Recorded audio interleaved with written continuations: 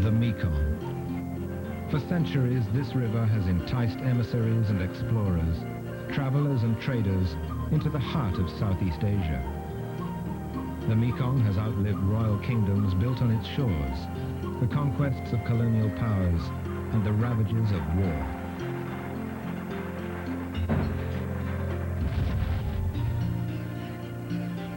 Today, in peacetime, this mighty river, the 12th largest in the world, is the driving force behind progress in the region. It's bringing hope and change to the people of the Mekong.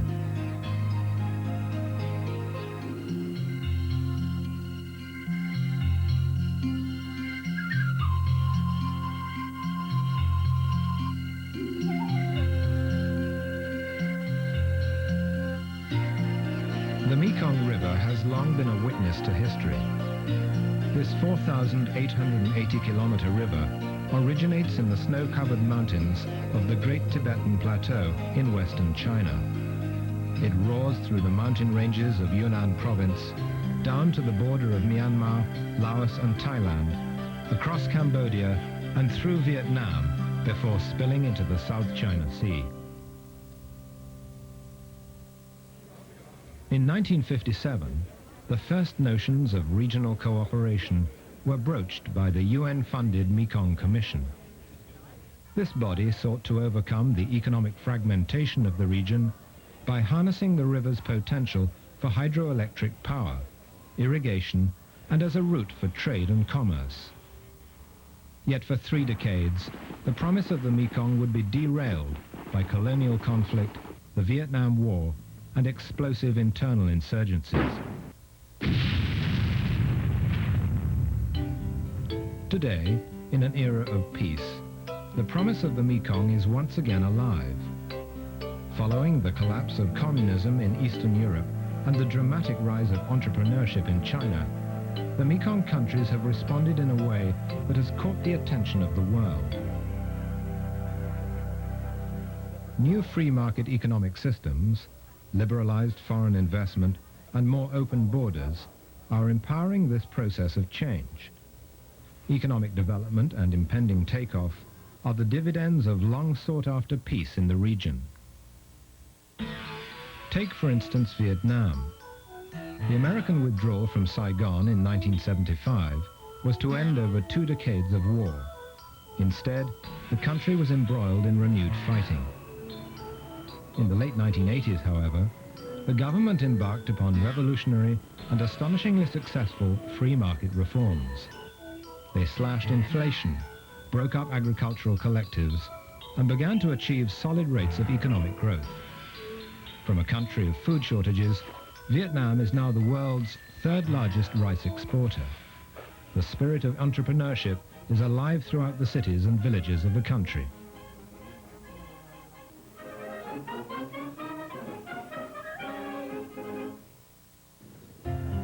In Laos, liberal reforms, professional management, and an unabashed embracing of market principles has turned the long-dormant economy around.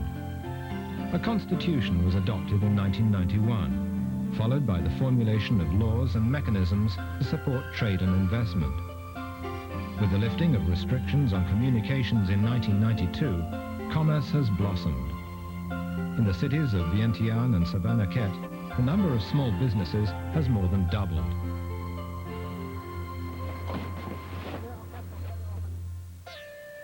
In Cambodia, under a UN-brokered peace plan, the first free polls after 2 decades of civil war have resulted in a new, albeit fragile, democracy. A new constitution was adopted in 1993, and border rules relaxed.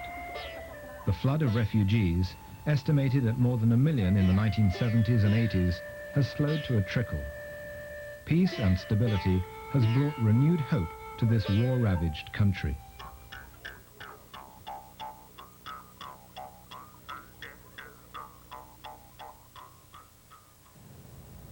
Overall, the region is moving toward achieving its tremendous potential. With over 220 million people in Thailand, Myanmar, Laos, Cambodia, Vietnam, and China's Yunnan province, the sheer size of this regional market is staggering.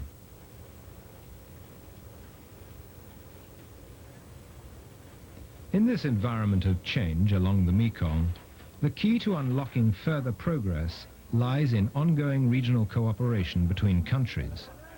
By working together, the Mekong countries are accelerating progress and placing it on a sustainable footing.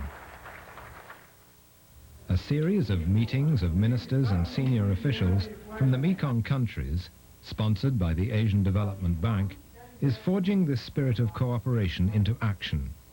For the first time, consensus is being achieved and partnerships built for the joint undertaking of regional infrastructure, resource exploitation, trade, investment, tourism, and human development initiatives. One result of these meetings is a practical, achievable shopping list of road, rail, and social development projects to be coordinated by the ADB. The regional summits have brought together decision makers on critical issues such as energy. Of the 58,000 megawatt hydroelectric power potential carried in the currents of the Mekong, less than 1% has been harnessed. Laos, however, already exports 70% of its hydropower to Thailand in what could be a model for future development.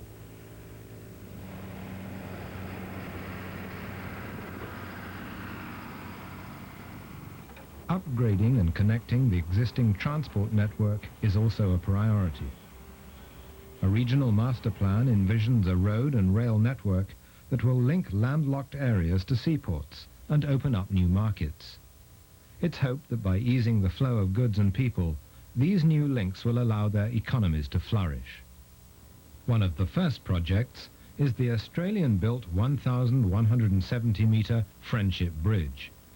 The first ever to cross the lower Mekong, this bridge connects Laos with Thailand. The Mekong River is also a potential transportation route for upstream goods and produce. China's Yunnan province, thousands of kilometers distant from China's major east coast seaports, would like to clear the Mekong for large barges. This would allow Yunnan to transport its abundant phosphate and other resources downriver for transshipment.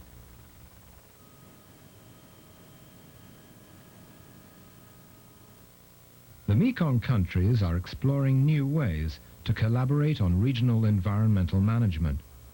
Widespread deforestation, for instance, is exacerbating periods of drought and raising levels of sedimentation in the Mekong and its tributaries. Careless upstream development and industrial pollution threaten the Mekong's supply of water for irrigation and food. Here, near Ho Chi Minh City, scientists are monitoring pollution levels in the Saigon River, a vital source of water for this expanding city.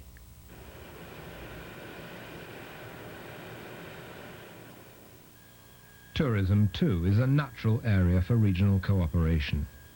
An ever-expanding tourism industry is being encouraged by more open borders and travel policies. Regional tourism is generating crucial foreign exchange and new jobs, while promoting peace through understanding.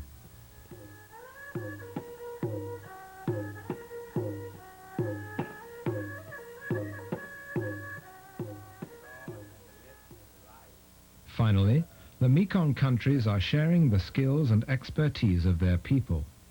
At this training center, experienced Thai ferry operators are preparing Chinese trainees for their new jobs on a river ferry that will run from Thailand to China. Ladies and gentlemen, we shall now show you how the life jacket is used. Other investments in people are having real payoffs, like here, at a school for the deaf in Ho Chi Minh City. These children with access to education will have an opportunity to participate in nation building.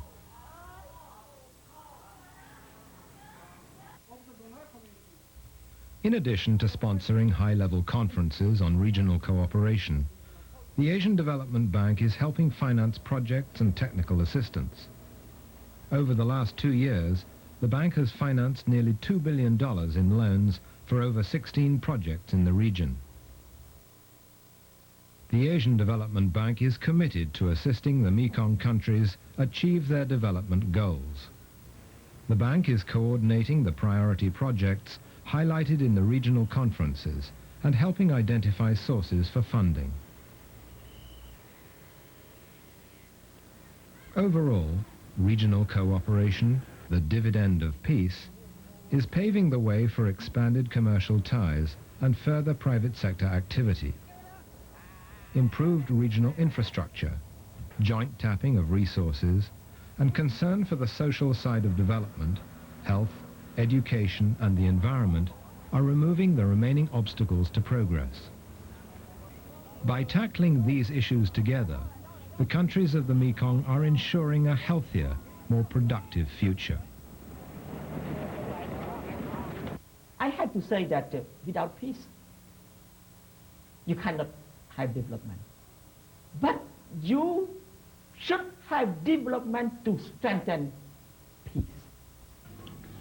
และสำหรับการพัฒนาเศรษฐกิจของลาวของพวกข้าพเจ้านี้มันก็มีการพัวพันกับบรรดาประเทศอยู่ภาคอื่นนั่นแม่นประเทศข้าพเจ้าวันนี้ตั้งไว้ในระหว่างกลางของบรรดาประเทศที่อยู่ใกล้เคียงมันมีเวียดนามมีภาคใต้ของจีนมีเมียนมาไทยและประเทศกัมพูชา Our sub-regional economic cooperation is now becoming widely known throughout the outside world.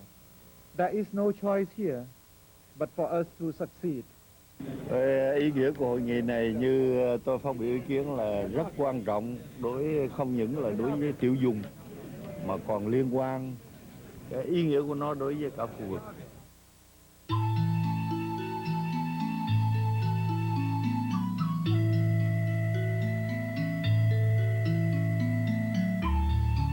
Once it was a force that divided.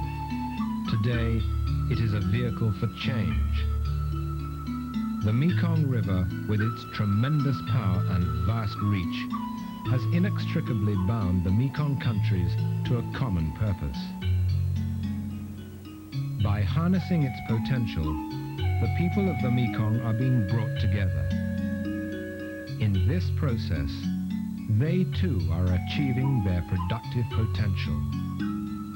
This is the dividend of peace.